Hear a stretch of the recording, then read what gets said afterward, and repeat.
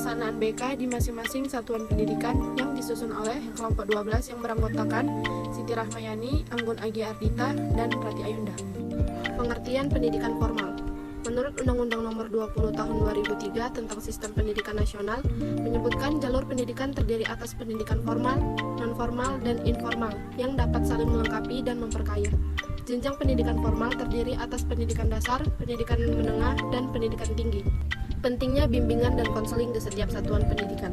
Dalam berbagai literatur disebutkan bahwa bimbingan dan konseling di sekolah adalah pelayanan bantuan untuk peserta didik, baik secara perorangan maupun kelompok, agar mandiri dan berkembang secara optimal dalam bimbingan pribadi, bimbingan sosial, bimbingan belajar, dan bimbingan karir, melalui berbagai jenis layanan dan kegiatan pendukung berdasarkan norma-norma yang berlaku. Karakteristik perkembangan peserta didik pada satuan pendidikan. Formal kematangan psikofisik, sosiokultural, dan edukasional yang menjadi tuntutan untuk dipenuhi pada setiap tahap perkembangan individu. Tuntutan tersebut hendaknya dipenuhi seoptimal mungkin. Pencapaiannya secara optimal akan merupakan dasar yang kuat untuk kesuksesan perkembangan individu pada tahap berikutnya. Hambatan atau kekurangan dalam pencapaian tuntutan tersebut akan menimbulkan gangguan dan hambatan pada tahap berikutnya. Kegiatan bimbingan dan konseling diarahkan kepada hal-hal pokok yang menyangkut perkembangan individu serta kehidupan mereka sehari-hari, termasuk di dalamnya permasalahan yang mungkin mereka alami.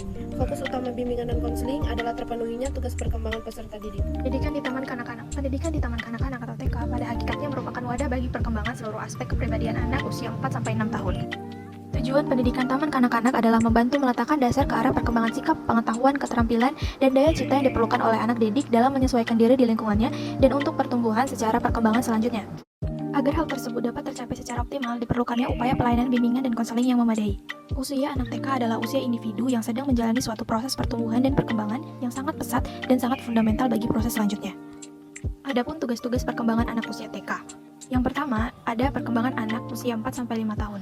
Anak usia 4-5 tahun ini sangat aktif dan energik. Kebanyakan waktunya dihabiskan untuk bermain, misalnya berlari, melompat, dan memanjat.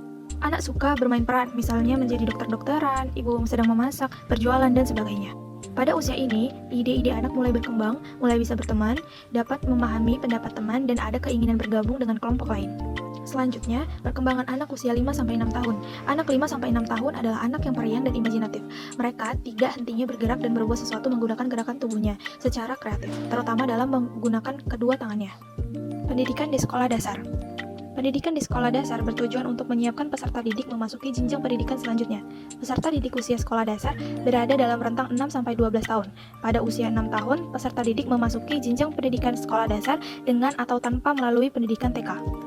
Perencanaan bimbingan dan konseling pada tingkat pendidikan sekolah dasar ditunjukkan pada penyiapan peserta didik untuk melanjutkan pendidikan SMP. Pelayanan bimbingan dan konseling ini cukup juga bimbingan dan konseling bagi peserta didik yang memiliki kemauan dan kecerdasan yang luar biasa. Terdapat 3 pandangan dasar mengenai bimbingan dan konseling di SD, yaitu bimbingan dan konseling terbatas pada pengajaran yang baik atau instructional guidance.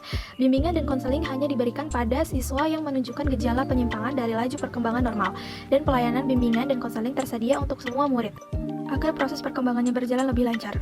Pandangan yang ketiga, dewasa ini diakui sebagai pandangan dasar yang paling tepat, meskipun suatu unsur pelayanan bimbingan dan konseling yang mengacu pada pandangan pertama dan kedua tidak bisa diabaikan. Pendidikan di sekolah menengah pertama. Perkembangan anak usia SMP ada pada rentang usia 12-15 tahun. Usia ini ada pada masa remaja awal. Perpindahan dari SD ke SMP ini merupakan langkah yang cukup berarti dalam kehidupan peserta didik, baik karena tambahan tuntutan belajar bagi peserta didik yang lebih berat, maupun karena peserta didik akan mengalami banyak perubahan dalam diri sendiri. Oleh karena itu, pelayanan bimbingan dan konseling di SMP harus bercorak lain pula.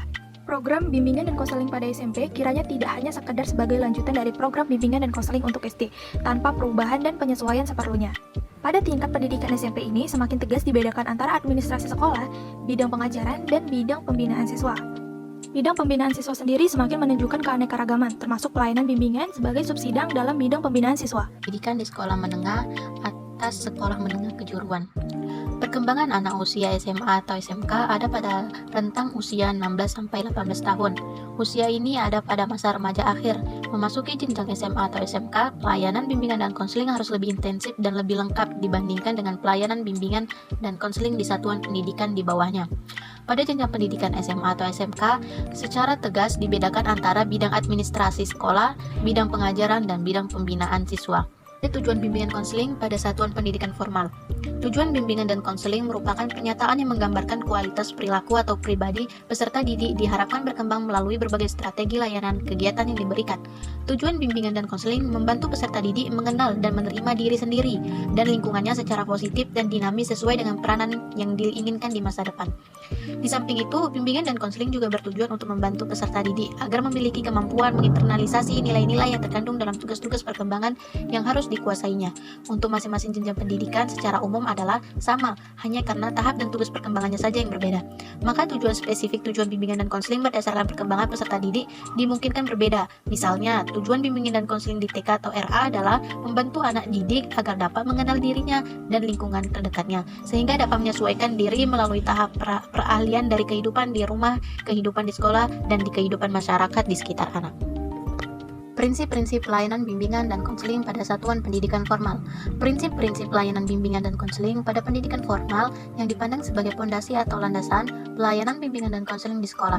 Prinsip-prinsip bimbingan dan konseling pada umumnya berkenaan dengan sasaran pelayanan, masalah klien, tujuan, dan proses penanganan masalah, program pelayanan, dan penyelenggaraan pelayanan. Ada beberapa prinsip-prinsip pelayanan bimbingan dan konseling pada satuan pendidikan. Yang pertama, prinsip-prinsip berkenaan dengan sasaran pelayanan.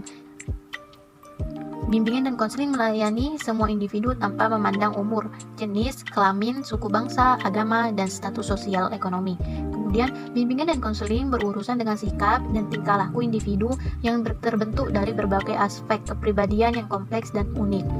Untuk mengoptimalkan pelayanan bimbingan dan konseling sesuai dengan kebutuhan individu, perlu dikenali dan dipahami keunikan setiap individu dengan berbagai kekuatan, kelemahan, dan permasalahannya. Setiap aspek pola kepribadian yang kompleks, seseorang individu mengandung faktor-faktor yang secara potensial mengarah kepada sikap dan pola tingkah laku yang tidak seimbang.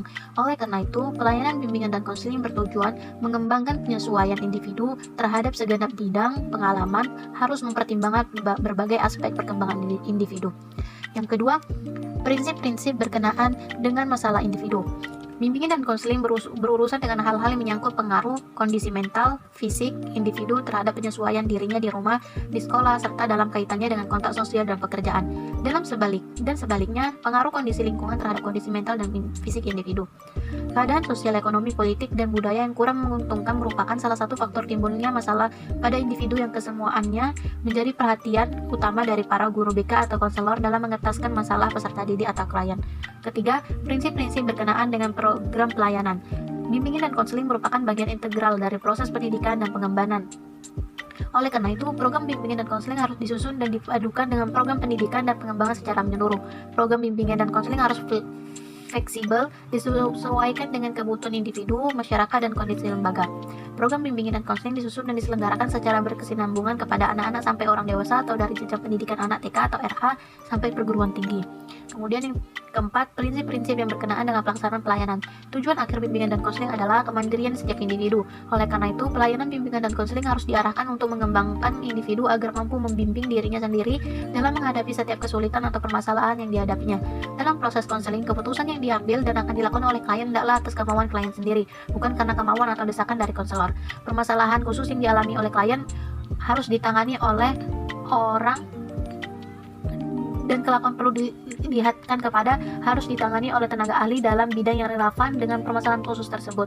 Bimbingan dan konseling adalah pekerjaan profesional, oleh karena itu dilaksanakan oleh tenaga ahli yang telah memperoleh pendidikan dan latihan khusus dalam bimbingan dan konseling. Guru dan orang tua memiliki tanggung jawab yang berkaitan dengan pelayanan bimbingan dan konseling. Oleh karena itu, pekerja sama antara konselor dengan guru dan orang tua amat diperlukan. Guru dan konselor berada dalam satu kerangka upaya pelayanan. Oleh karena itu, keduanya harus mengembangkan peranan yang saling melengkapi untuk mengurangi hambatan-hambatan yang ada pada lingkungan peserta didik. Tanggung jawab pengelolaan program bimbingan dan konseling hendaknya diletakkan di pundak seseorang pemimpin program yang terlatih dan terdidik secara khusus dalam pendidikan bimbingan dan konseling, bekerjasama dengan staf dan personal lembaga di tempat dia bertugas dan lembaga-lembaga lainnya yang dapat menunjang program bimbingan dan konseling. Penilaian prodik perlu dilakukan terhadap program yang sedang berjalan.